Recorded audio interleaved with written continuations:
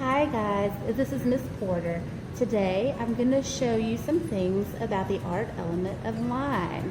Line is a very basic element of art. We usually use it whenever we start a piece of artwork. You don't have to, but we usually use it quite a bit. Alright, the definition of line is a dot, so there's my dot, that travels or moves from one place to another place.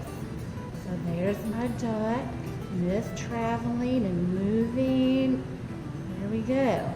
So it moved from point A to point B.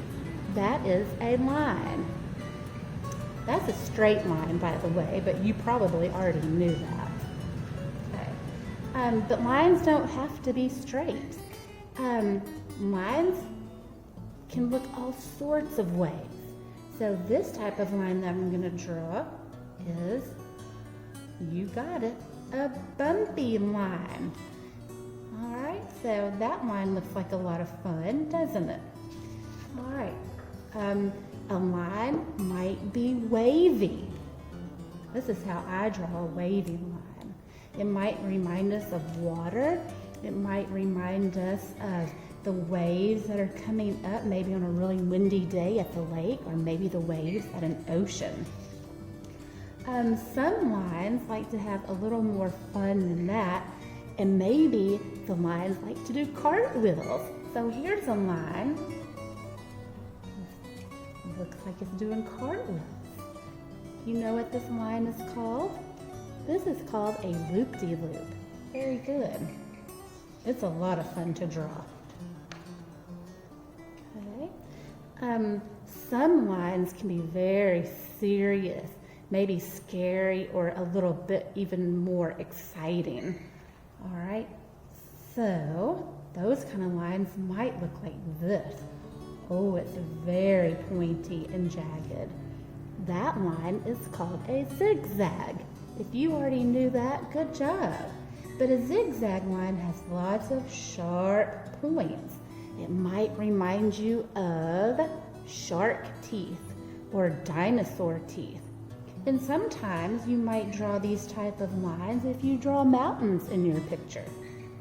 But that's a zigzag. Did you know that not all lines are continuous? Some lines are broken. So we have a broken line right here. Maybe I'll take that line right off the edge of my paper. That's called a broken line because it looks like a line that's been broken into pieces. And you can see the little spaces in between each section. Can you say broken line? Very good. Some lines can be dotted.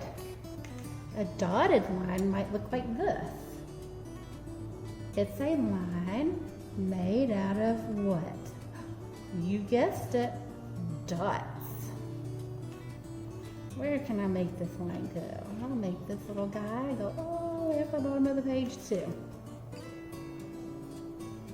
Yeah, those are a lot of fun to draw as well.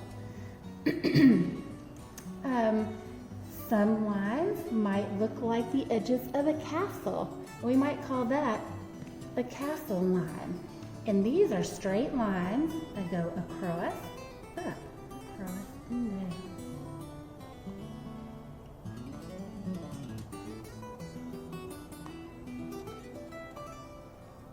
Okay, so you see how that might look like the edge of the top of a castle?